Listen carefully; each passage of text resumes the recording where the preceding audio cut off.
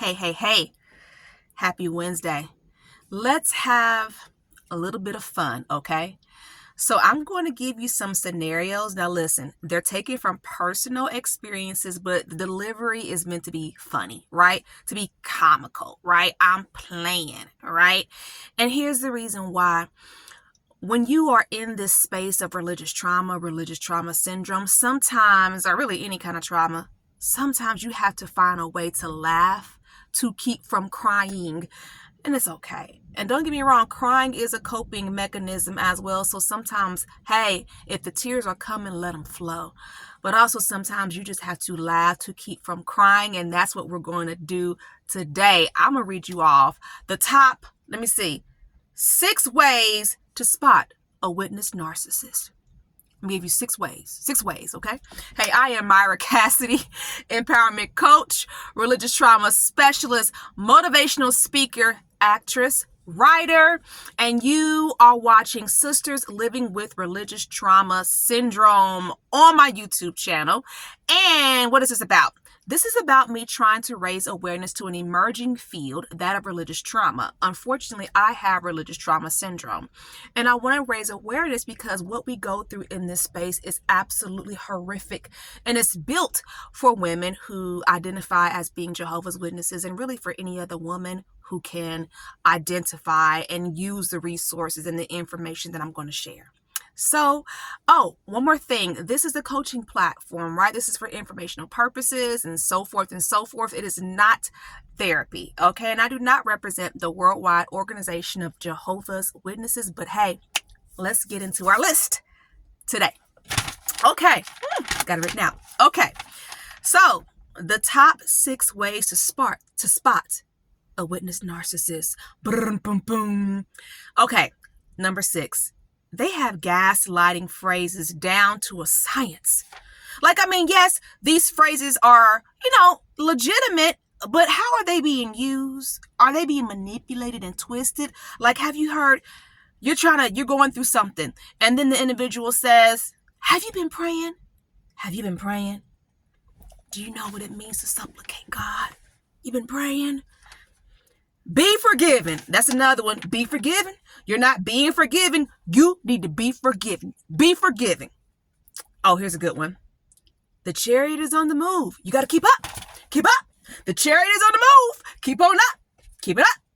Now, you don't want to get left behind. Here's another one. The elders are imperfect. Yes, they are. We are all imperfect. But if something's going on and accountability is not getting handled and things are not being addressed, then it's a problem and it's hurtful and it's abusive. Okay? Oh, we are just a spiritual organization. It's another one. Oh, this is my favorite one. If you've ever had a conversation, okay, with leadership, with an elder or whatever, anybody can use these phrases, right? Publisher, pioneer, elder, whatever. But you really got it together. You didn't have this intense conversation. You are backed up against a wall. There's nope. I have said what I have said, and I made my points. What else can you say about this? And then you hear this. Well, God's not shy about punishing his people, is he? He's not shy about punishing his people, right? We know that. And you're like, oh my goodness. Okay. All right, here goes another one. Okay. Number 5. Oh my goodness. Constantly going over time on their talks. It's consistent. It's the last talk. In the middle of the week, you're thinking, I have children. I would like to go home and put my children to bed. Wow. By now, we could have actually sang the final song, said the closing prayer, and I could actually be on my way home. But no, we are still listening to you go overtime on this talk again. Because you see, it's consistent. It's consistently oh my God. They say the longest prayer ever. This prayer thing went on and on like the Energizer Bunny. Oh my God, my toes are about to start bleeding. They hurting so bad. You know that the prayer has gone super, super long. If you have a small child and the child even says, Mama, That was a long prayer, wasn't it? I know, and we had to stand and listen to it. Oh my goodness. That's another one. Okay. Ooh, I like this one. They give the longest comments ever. Like, have you, oh my God, like maybe the comment is just simply paradise or everlasting life, but yet you have went all the way to the tombs of Egypt. You didn't went to Ramses. You didn't went to Greece and Rome. You didn't talked about Paul. You didn't went to Moses. You didn't went to Abel. You didn't went to Cain, and then brought it right on back around to the comment, and the answer is paradise. You be like, oh my God. Oh my God. Or, oh my God, the longest comment ever. And just keep going. You done went through all the history books trying to make a point. Okay, there go another one. Oh, ooh, woo. This is specifically for pioneers. You can't get in their car group. Like in their field service group, like it's like a fortress. Like it's tight. It's a fortress. You can't break through it. Oh my God. Like it's just always them four. Always them four. Like, you know, the brother may be trying to make an assignment if somebody didn't make a prearranged assignment or however it needs to go. However, hey, sisters, can you take one more in your car? Sister so-and-so, you have a 5-seater. Can you take sister so-and-so with you? We can't. We got 4 of us. Okay, but you have 5 seats, don't you? You got 5 seats? We got 4 people. Okay, but can you take one more person? Where our bags gonna go? We gotta put our bags gotta be in this other seat. So, or if you get put in the car group, it's kind of awkward. Like you kind of feel like a third wheel. Like I don't feel too comfortable right now. I'm telling you, can't get in the car groups. We have a plan. It's us. All right. Oh my God, lying on their field service time. Oh my God, let me just pull this from a personal example. Oh my God, why is this on the list? Because I'm going to tell you why. I realized in my marriage, when I was married, that my ex was lying on his field service time. Like, oh my God. Okay, you don't want to call it lying? Okay. No, it's lying. Okay, because I'm going to tell you why.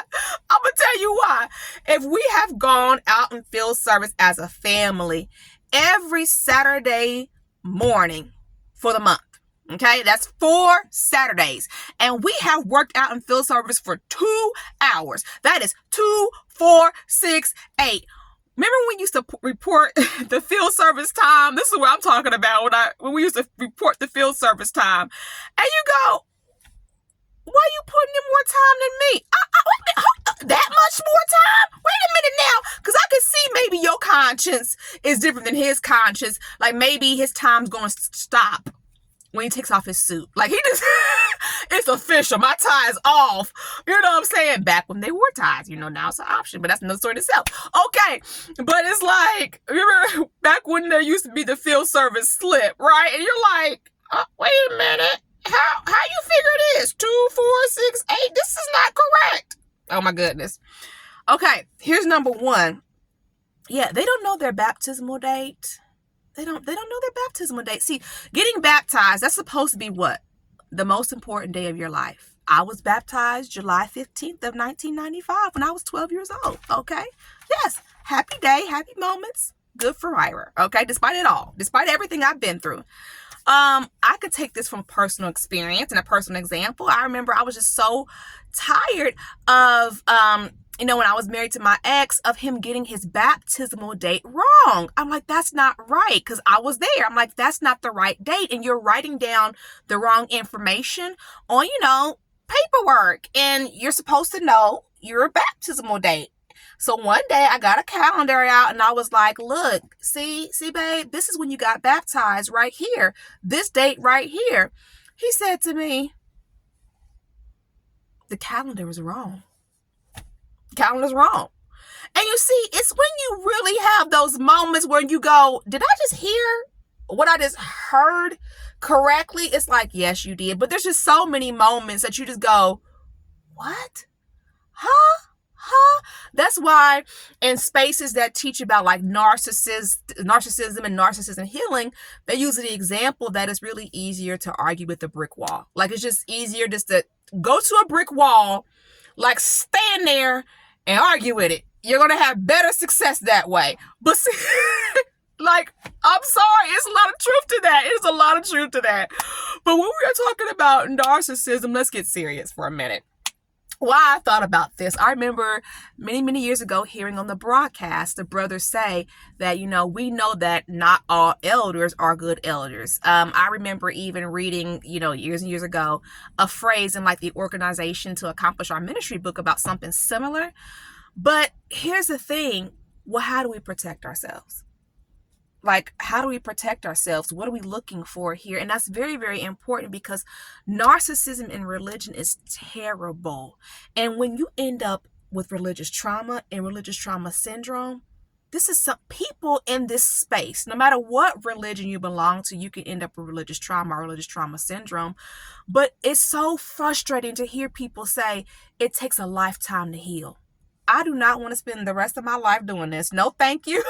No, there are other things I want to do with my life. But the whole point, it takes so much from you. So, I would say, one thing, I definitely, as I go on in my videos, we're going to talk a whole lot more about this topic, and I'm going to share information, but do the best you can do. Definitely do the best you can do. Embrace and pace yourself is what I'm trying to say. Pace yourself. There's a lot of grief involved.